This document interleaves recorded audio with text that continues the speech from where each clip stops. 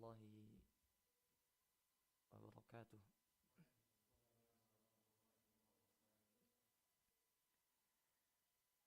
Alhamdulillah,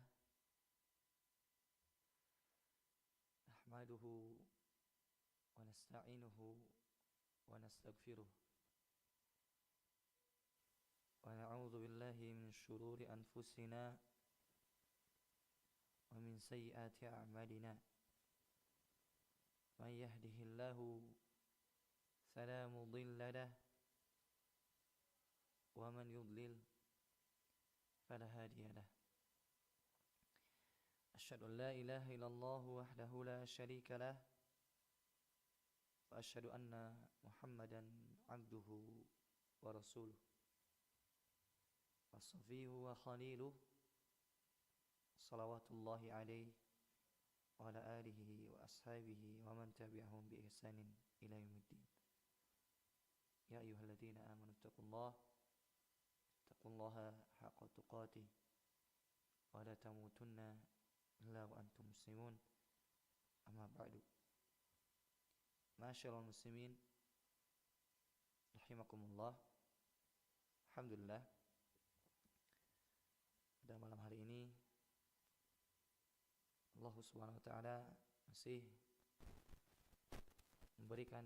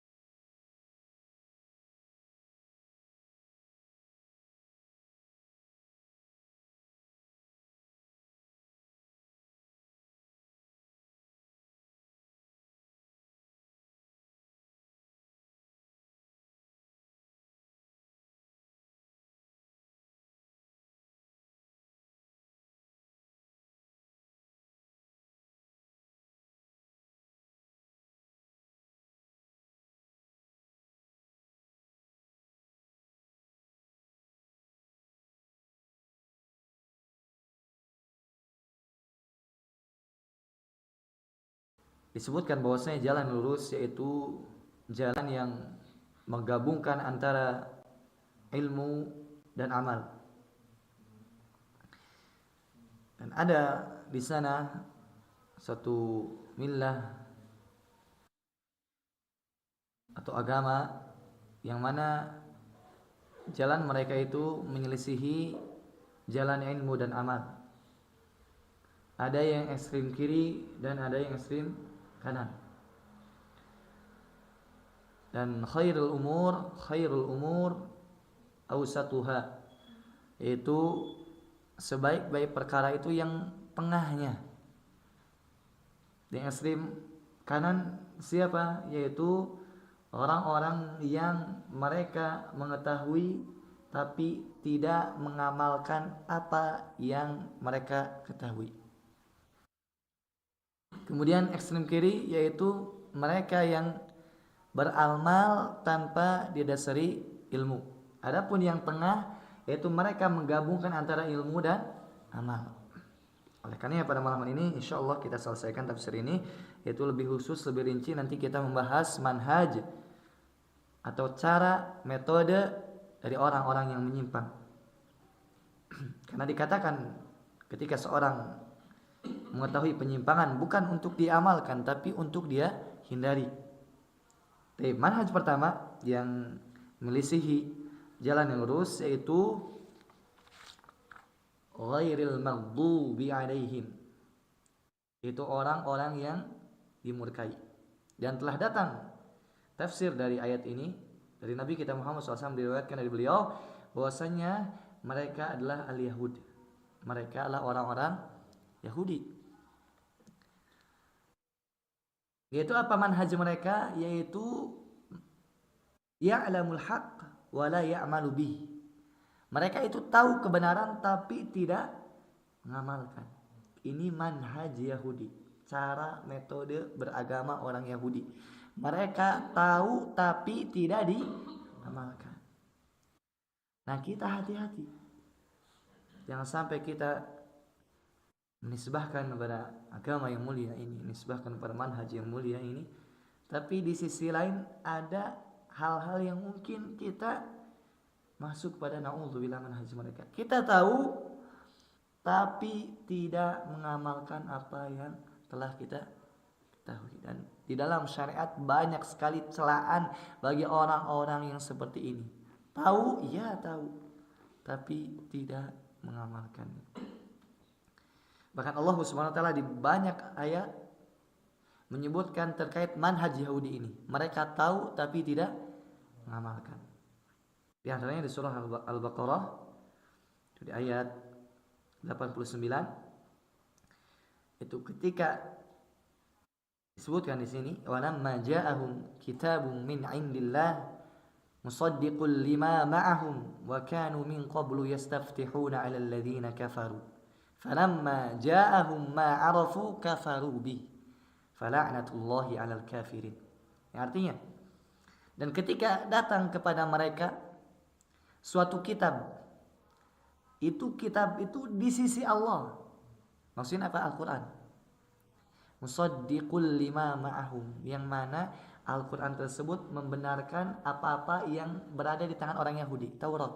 Jadi Al-Quran datang itu apa? Membenarkan isi Taurat. Bahkan apa? Mereka itu sebelumnya meminta dan berkeinginan ada nabi yang diutus, ada kitab yang diturunkan. Sehingga apa? Mereka berbangga-bangga kepada orang-orang kafir, kepada orang-orang Ansor pada zaman dulu, bahwasanya kelak aku akan bersama nabi baru dan akan memerangi kalian. Itu apa? Ancaman orang-orang Yahudi. Mereka itu mengancam orang-orang Ansor bahwasanya kelak akan ada nabi yang diutus, kemudian kami akan beriman kepada nabi tersebut, kemudian kami akan memerangi kalian. Tapi subhanallah, ketika nabi tersebut diutus, Nabi kita Muhammad SAW membenarkan isi Taurat, mereka apa? Kafir, ingkar. Falamma ja'ahum ma 'arafu kafaru bi. Ketika datang kepada mereka apa yang mereka inginkan, apa yang mereka ketahui dari nabi terakhir, tetapi apa? Setelah mereka tahu, kafaru. Mereka itu ingkar, tidak beriman. Subhanallah, ini sesuatu yang hendaknya kita hindari. Allah menutup dengan firman-Nya, fala'natullahi 'alal kafirin. Laknat Allah bagi orang-orang kafir. Orang Yahudi itu apa? Mereka sangat tahu kebenaran, sangat tahu nabi terakhir. Bahkan cukup yang menunjukkan hal ini dari firman Allah, kemudian sejarah membuktikan bahwasanya orang-orang Yahudi itu asalnya apa? Orang Syam. Mereka itu orang-orang Syam. Tetapi mereka hijrah ke Jaziratul Arab apa? Salah satu tujuan terbesarnya mereka menantikan nabi baru tersebut. Tapi setelah yang dinanti datang, ingkar, subhanallah. Pengetahuan mereka kepada nabi itu apa? Sangat jelas sekali. Bahkan Allah menyebutkan apa pengetahuan mereka terhadap Nabi Muhammad SAW itu seperti anak.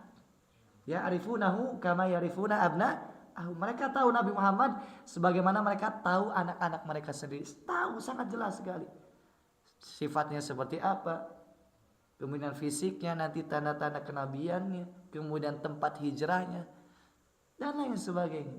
Karena orang-orang Yahudi yang mereka beriman seperti Abdullah bin Salam, beliau itu apa? Orang Yahudi tapi beriman.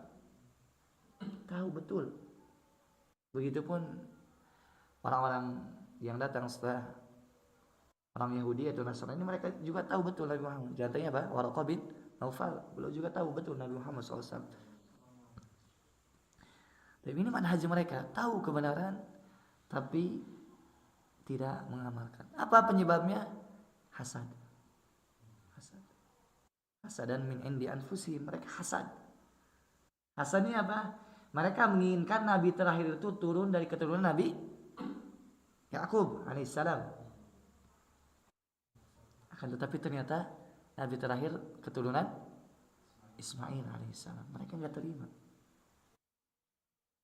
Kalau nabi tersebut keturunan Yakub alaihissalam, mereka beriman. Tapi kalau keturunan Ismail, mereka enggan untuk beriman. Baik. Begitu pun disebutkan di ayat lain di surah Al-Baqarah terkait sifat orang Yahudi ini. Walamma ja'ahum rasulun min indillah musaddiqul lima ma'ahum nabada fariqum minal ladzina utul kitaba kitaballah wara'a zuhurihim ka'annahum la ya'lamun. Dan ketika datang kepada mereka seorang rasul, ya jelas. Tadi kan kitab, sekarang rasul, jelas ayat. Ketika datang kepada mereka seorang rasul, rasul tersebut diutus di sisi Allah. Musaddiqul lima ma'ahum, yang mana rasul tersebut tidak mendustakan apa-apa yang di sisi mereka Taurat. Justru rasul tersebut apa? Musaddiq, membenarkan. Akan tetapi apa? Nabada fariqum minal ladzina utul kitaba kitaballah wara'a zuhurihim. Justru mereka apa? Melemparkan itu Taurat ke belakang punggung mereka apa? Ini isyarat bahwasanya mereka tidak beragama dengan Taurat.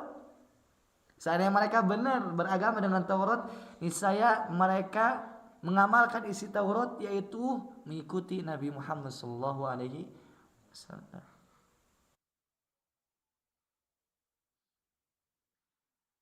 Ka'annahum la ya'lamun, mereka seolah-olah tidak tahu, padahal mereka tahu. Sangat jelas sifat-sifat mereka, dan ini tahdzir bagi kita, peringatan. Jangan sampai kita memiliki sifat orang-orang Yahudi. Na'udzubillahi min dzalik. Usahakan apa-apa yang telah kita pelajari, amalkan meskipun sekali. Berusaha sebisa mungkin. Kalau misalkan tidak mampu, ya itu urusan lain. Fattaqullaha mastata'tum. Bertakwa kepada Allah semampunya.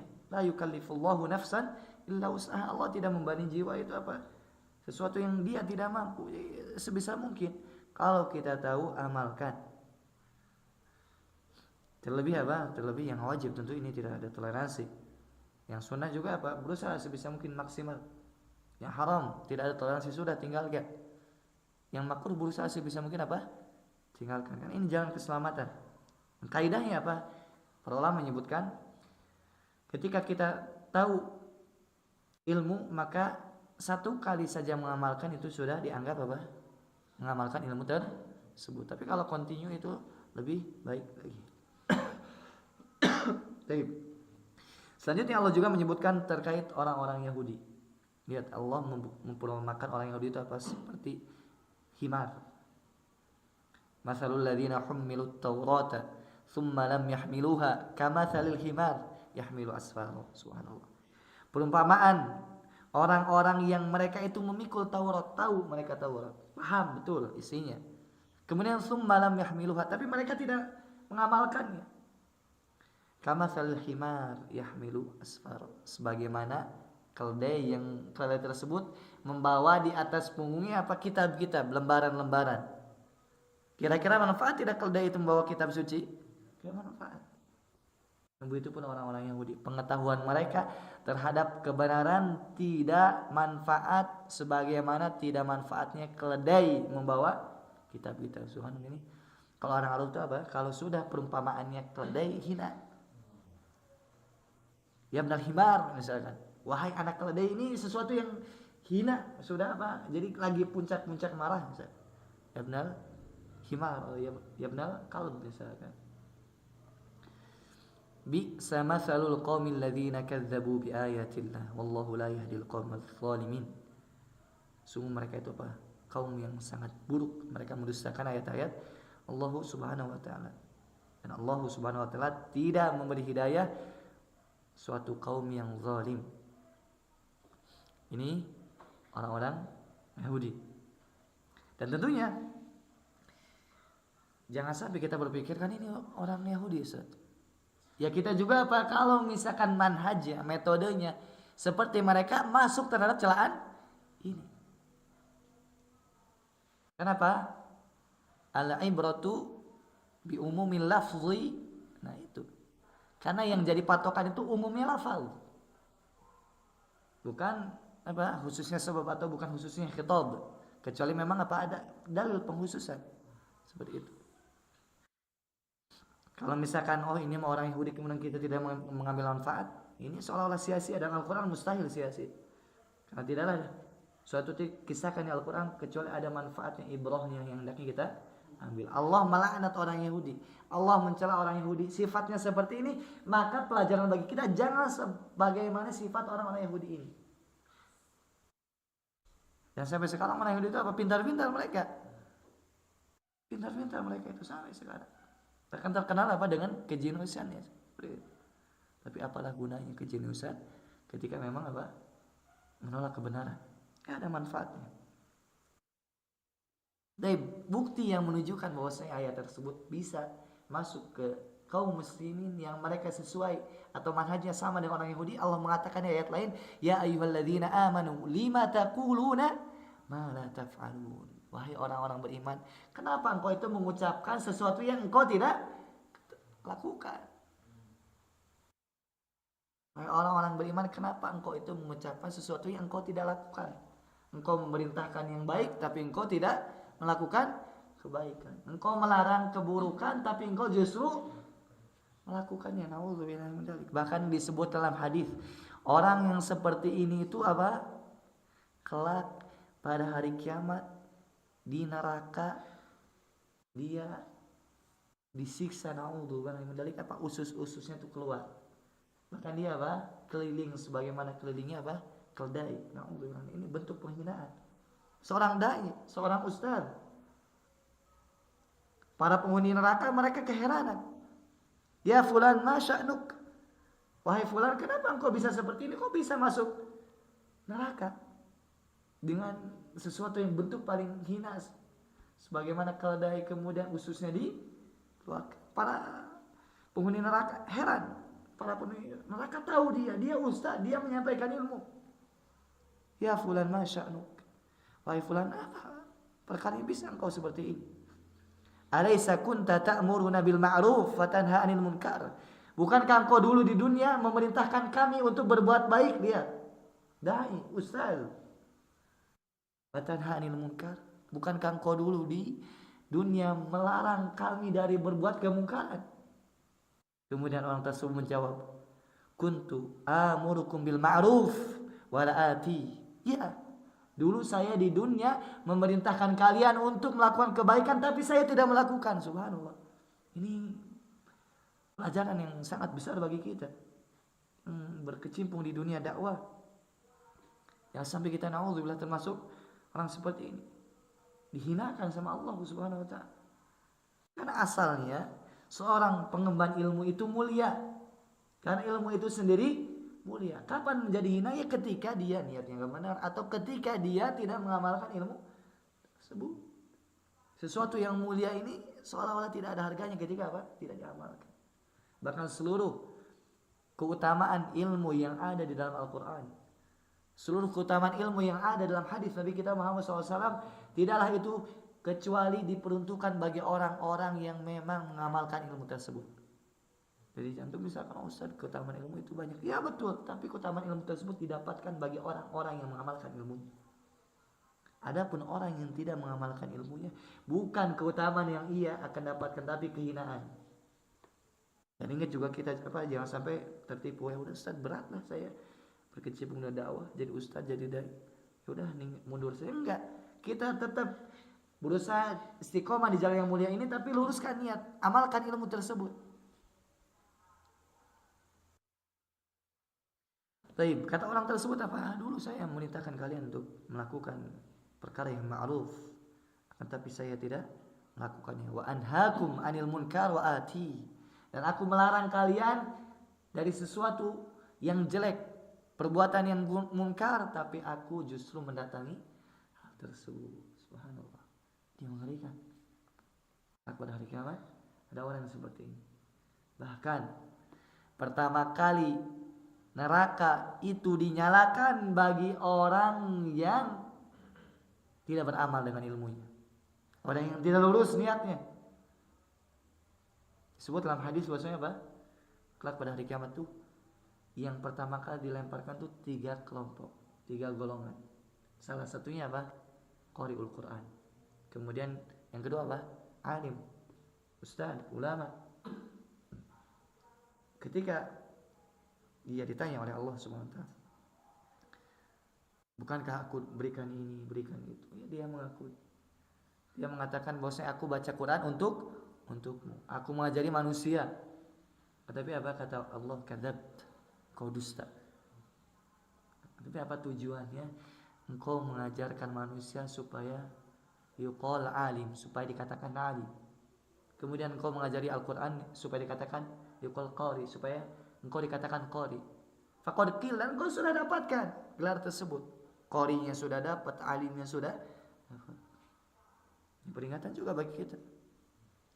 Jadi jangan takjub dengan pujian manusia kepada kita. Oh alim, oh qari. Bisa jadi naudzubillah itu apa sesuatu yang Allah segerakan di dunia dan kita tidak dapat bagian di akhirat. Naudzubillah min dzalik. Mengerikan sekali. Orang yang pertama kali neraka dinyalakan seperti ini, bukan para penyembah berhala. Oleh karena ini tanbih bagi kita, hendaknya apa? Berusaha sebisa mungkin mengamalkan ilmu tersebut dan terus berusaha sebisa mungkin dan dibarengi berdoa kepada Allah Subhanahu wa taala. Masyaallah muslimin rahimakumullah. Allah juga mengatakan di surah Al-Baqarah ayat 44, "Atamuruna an-nasa bil birri tansawna anfusakum wa antum tatluna al-kitab afala taqilun." Apakah engkau memerintahkan manusia untuk melakukan kebajikan, akan tapi engkau lupa dirimu sendiri? Antum tatluna al-kitab, padahal engkau baca kitab itu. Meskipun ini khitabnya kepada orang Yahudi, tapi kalau kita memerintahkan manusia kemudian kita lupa untuk diri kita, masuk ayat ini. Afala taqilun, tidakkah engkau berpikir? Jangan sampai kita apa? Sibuk berdakwah tapi ternyata lupa diri kita beramal. Usahakan apa? Ketika kita sibuk berdakwah, menyebar kebaikan, ada amal-amal apa yang kita sembunyikan. Ini sebagai bekal bagi kita. Qiyamul lail, usahakan qiyamul lail. Salat duha. Usahakan apa? Salat duha. Kemudian zikir pagi petang, rutinitas harian. Kemudian ada sedekah yang kita berikan dan hal lainnya. Insyaallah apa? Hal tersebut bisa kita jadikan alasan di hadapan Allah Subhanahu wa taala. Saya sudah berusaha ya Allah.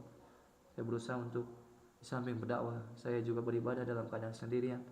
Ya, hal-hal yang apa tidak perlu manusia melihat di situ. Karena ketika seorang misalkan beramal dan tidak ada manusia yang melihat, ini apa akan lebih insyaallah diterima di sisi Allah Subhanahu wa taala, akan lebih membuat kita ikhlas. Bahkan apa yang namanya qiyamul lail disebut oleh para ulama apa? Zadud da'iyah, itu bekal para dai. Dan itu bukan hanya ustaz saja, orang yang berkecimpung dakwah juga ketika misalkan dia membantu, insyaallah pahalanya dapat juga. Kenapa? Saling melengkapi dakwah itu tugas setiap muslim. Bukan hanya tugas dai saja, dai dakwahnya dengan ilmu. Yang lain dakwahnya apa? Dengan hal yang ia mampu. Bisa dengan uang, bisa dengan misalkan menyebarkan informasi kajian dan hal lainnya. Disebut dalam hadis juga apa? Orang yang berjihad itu mereka berbeda-beda. Ada yang hanya sekedar apa? Mereka disuruh bawa barang dan sebagainya, tetap dapat pahala. Gitu. Kalau misalkan dakwahnya untuk dai saja, berarti dia termasuk orang yang rugi dong. Karena orang yang rugi itu, yang tidak rugi itu terlepas dari 4 hal apa? Setiap manusia itu rugi kecuali orang yang dia berilmu, beriman, kemudian beriman dan berilmu tentunya harus beramal soleh ya. Kemudian dia berdakwah dan saling menasihat dari kesabaran. Surah Al-Asr itu yang sudah antum ketahui. Akhirnya apa? Ini manhaj Yahudi yang hendaknya kita hindari. Kemudian selanjutnya kita masuk ke manhaj orang-orang Nasrani. Ya, manhaj Yahudi itu apa? Dia berilmu tapi tidak beramal. Adapun manhaj Nasrani sebaliknya. Mereka itu beramal tanpa ilmu. Apa banyak orang yang seperti ini. Mereka beramal ya udahlah saya mah amal ikut-ikutan saja. Gak tahu itu benar, gak tahu itu salah. Yang penting ikut-ikutan, yang penting banyak orang ikut saya ikut. Masa banyak orang salah? Ya mungkin saja salah. Di zaman Nabi Muhammad SAW, beliau diutus di tengah-tengah kaum yang rusak. Beliau sendiri. Kalau misalkan alasannya, oh Muhammad itu sendiri, saya banyak orang. Kalau kebenaran ditinjau dari banyak orang, berarti dia mengatakan Muhammad salah, saya benar. Ini kaum muslimin hendaknya belajar. Jangan sampai hanya sekedar ikut-ikutan, hanya sekedar oh ini mah tradisi yang sudah turun-temurun dan dikaitkan dengan agama. Gak boleh kaum muslimin seperti itu. Kaum muslimin mesti belajar, mesti hindari manhaj Nasrani ini. Mereka apa? Sangat begitu taat kepada rahib-rahib mereka, kepada pendeta-pendeta mereka. Begitu taat. Bahkan disebutkan di surah apa itu? Bahwasanya orang-orang Yahudi Nasrani itu menjadikan pendeta mereka, rahib-rahib mereka itu Tuhan-Tuhan mereka. Disebut dalam Al-Quran, maksudnya apa? Mereka menjadikan rahib-rahib mereka, pendeta mereka arbaban min dunillah, Tuhan-Tuhan selain Allah. Ini Adi bin Hatim yang dulu Nasrani sebelum masuk Islam. Beliau protes. Kami orang-orang Nasrani tidak menjadikan rahib-rahib kami sebagai Tuhan.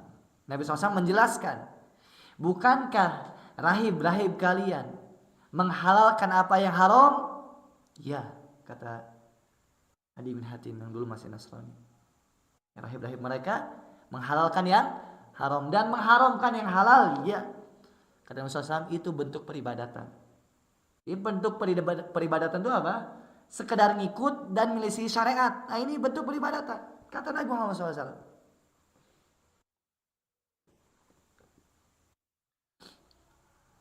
Makanya hendaknya kita sebagai kaum muslimin itu apa? Menggabungkan antara ilmu dan amal.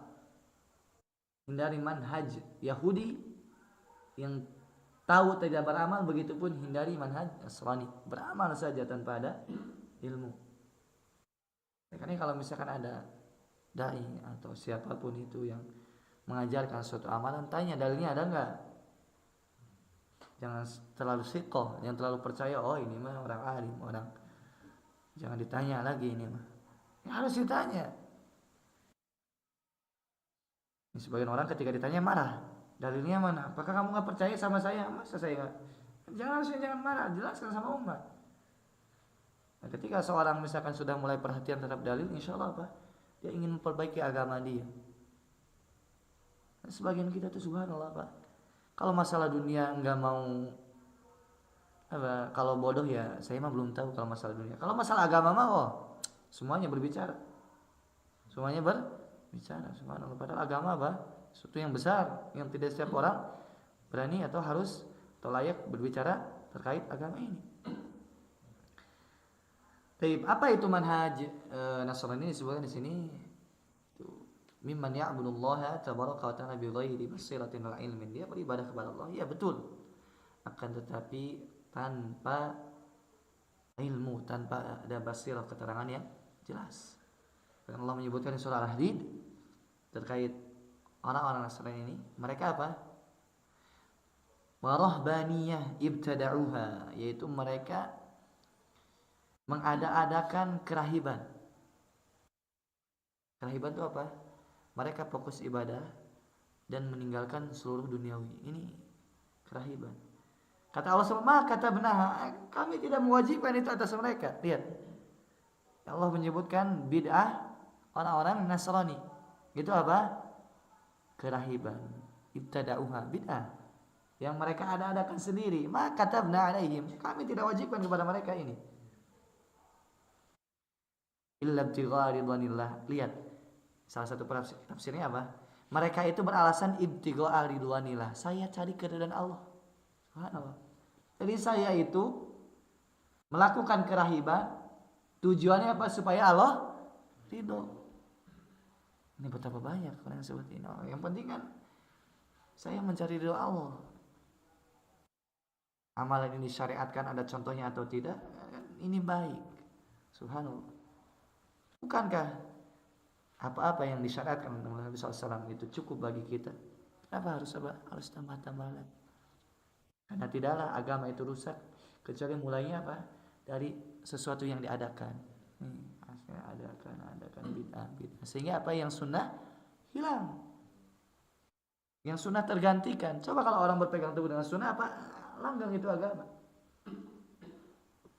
Bahkan apa kelak hari kiamat itu apa nggak ada yang kenal Allah saja, nggak ada. Mengucapkan Allah saja nggak ada itu hari kiamat. Kenapa? Saking banyaknya kerusakan dan tidak diajarkan agama yang benar, tidak diajarkan manhaj yang benar.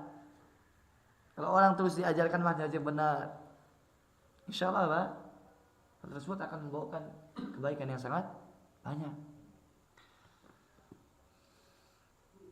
Kemudian setelah mereka melakukan bid'ah kerahiban, apa fama ra'awha haqqa ri'ayatiha, mereka pun tidak memperhatikannya dengan sebenar-benarnya.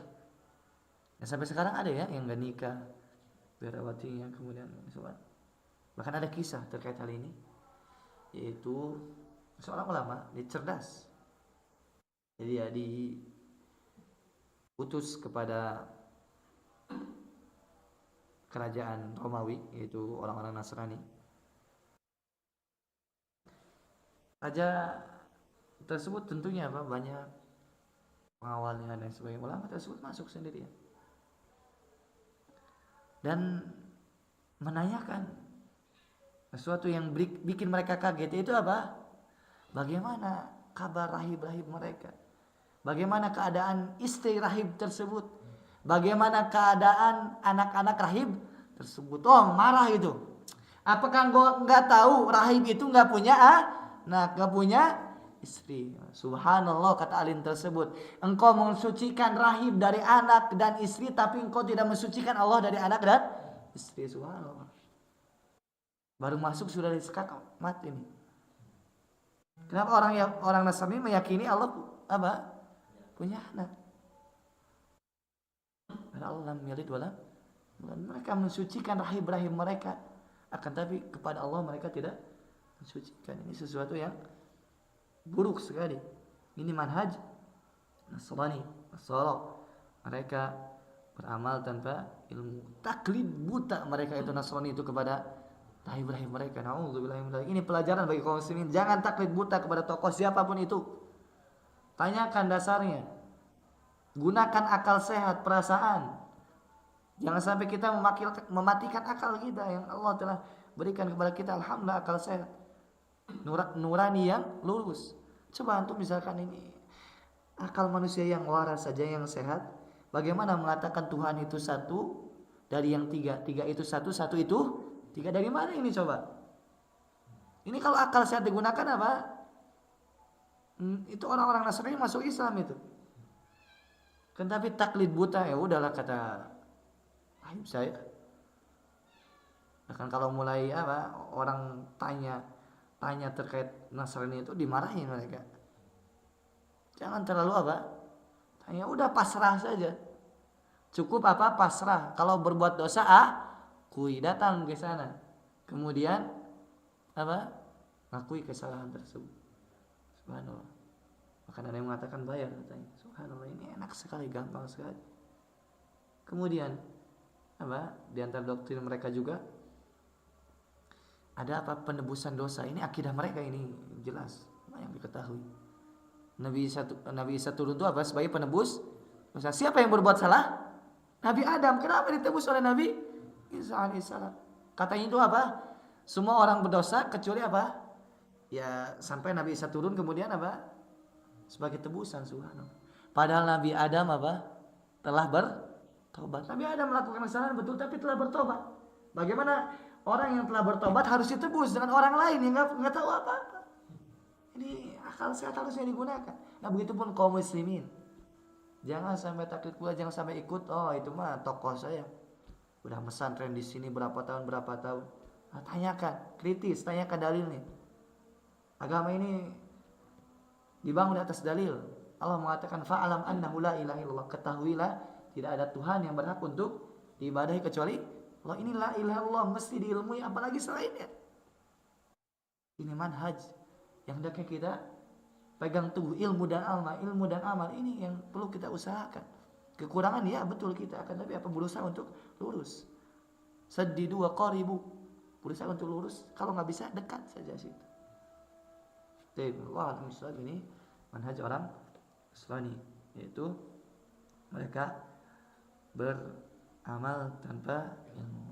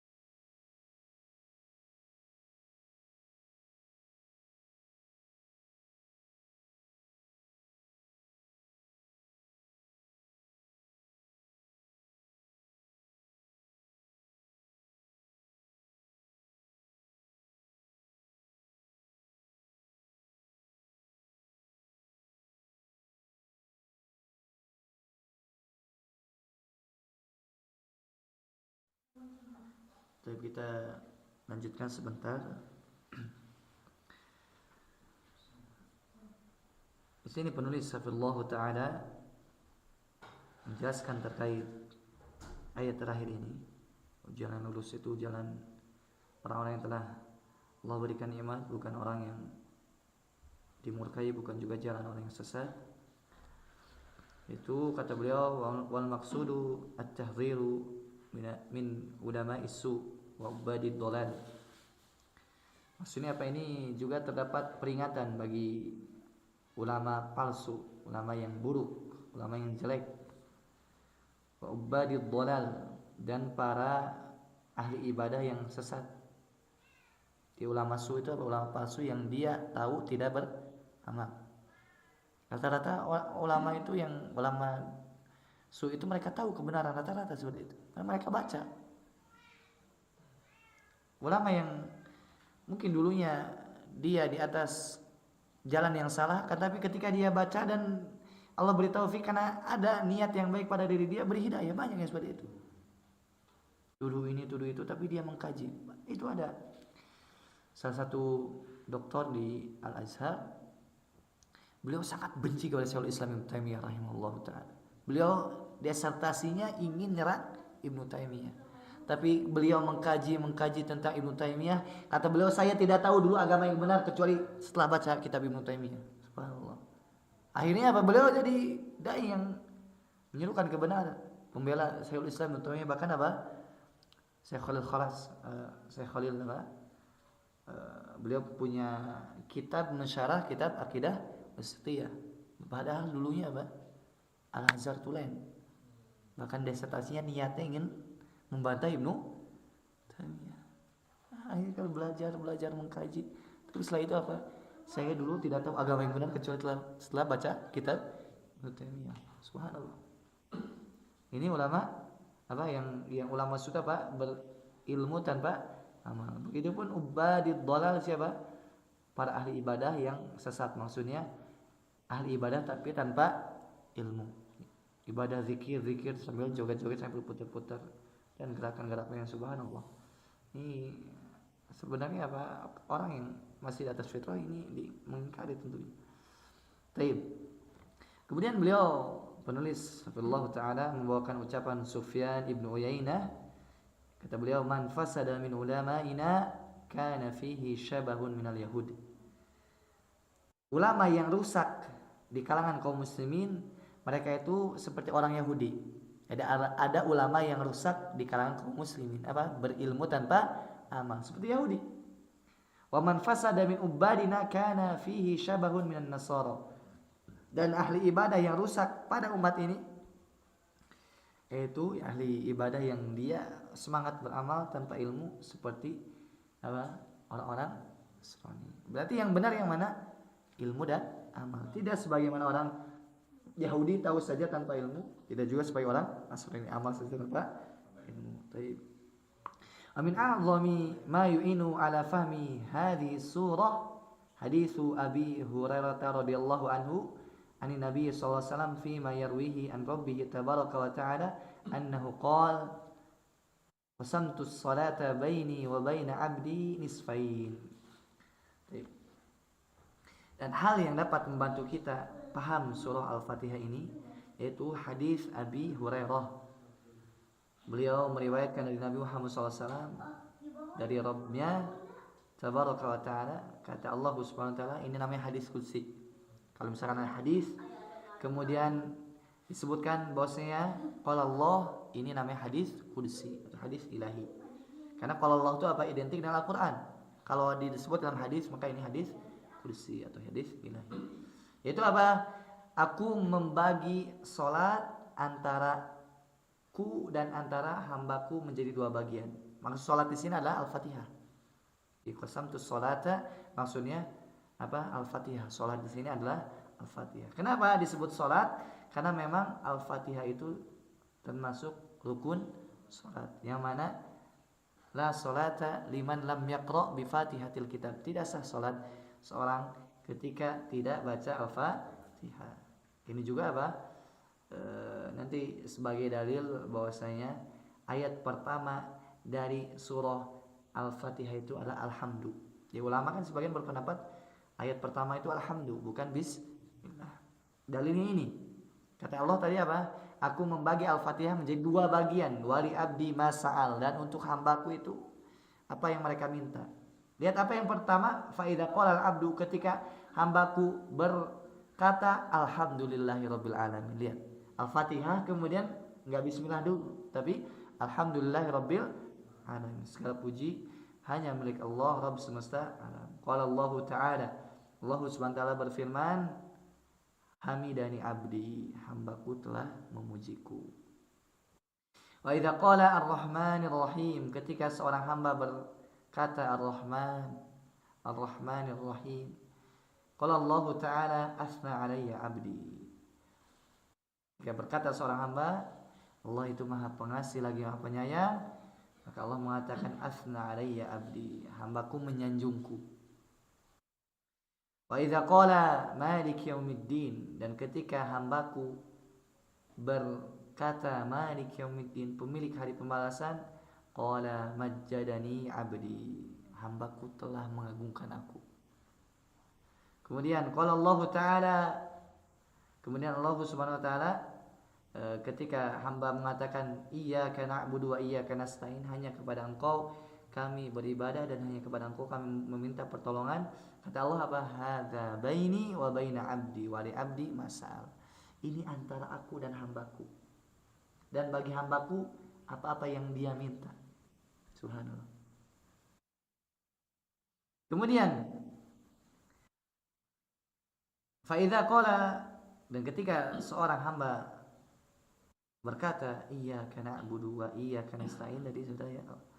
Qala hadza baini wa baina 'abdi wa li 'abdi ma sa'al. Ini antara aku dan antara hambaku, dan bagi hambaku apa-apa yang ia minta. Fa idza qala ihdinas siratal mustaqim, ketika seorang hamba mengatakan tunjukilah aku ke jalan yang lurus, siratal ladzina an'amta 'alaihim ghairil maghdubi 'alaihim waladdallin. Itu jalan orang-orang yang telah Engkau beri nikmat, bukan jalan orang-orang yang Engkau murkai, juga bukan jalan orang-orang yang sesat. Qala hadza li 'abdi wa li 'abdi mas'al. Ini untuk hambaku, dan untuk hambaku apa yang mereka minta. Subhanallah. Ini apa? Kalau kita hadirkan dalam hati kita ketika kita membaca Al-Fatihah, kita sedang berkomunikasi dengan Allah Subhanahu wa taala. Ini akan mendorong kita khusyuk. Kita komunikasi dengan Rabbul Alamin. Dan ini apa? Kunci keselamatan kita. Kita berdoa dengan meminta ihdinas shiratal mustaqim, ini kunci keselamatan kita dunia dan akhirat. Sudah disebutkan di pertemuan sebelum-sebelumnya terkait ucapan Ibnu Qayyim. Seorang itu kelak di akhirat akan melewati sirat sesuai dengan kadar istiqomah dia di dunia ini. Kalau dia istiqomah meniti jalan yang lurus, maka sirat di akhirat mudah bagi dia. Kalau tertatih-tatih istiqomah di atas jalan lurus di dunia ini, di akhirat juga tertatih-tatih ketika melewati sirat. Tayyibullah dan mungkin sekian dari anak untuk surah Al-Fatihah mungkin kita cukupkan, nanti kita lanjut di surah berikutnya insyaallah taala. Jadi pembahasan terakhir ini apa? Terkait Al-Fatihah. Al-Fatihah yang mana kata Allah Al-Fatihah itu dibagi menjadi dua ya. Jumlah ayat Al-Fatihah kan 7, berarti 3,5 antara Allah, 3,5 bagi seorang hamba gitu. Bagi Allah maksudnya apa? Alhamdulillah, ini tentang bagi Allah. Rahmanir Rahim, ini bagi Allah. Malik Yaumiddin, 3 kan? Kemudian iyyaka na'budu, ini juga bagi Allah ibadah. Kemudian setelahnya berarti apa? 3,5, berarti setelahnya wa iyyaka nasta'in, ini bagi hamba. Yang setengahnya kemudian ihdinas siratal mustaqim 1, siratal ladzina an'amta 'alaihim 2, ghairil maghdubi 'alaihim waladdallin 3. 3,5, 3,5. Allah alam bisawab. Kita tutup dengan doa kafaratul majlis. Subhanakallahumma wa bihamdika asyhadu an la ilaha illa anta astaghfiruka wa atubu ilaik. Assalamualaikum warahmatullahi wabarakatuh.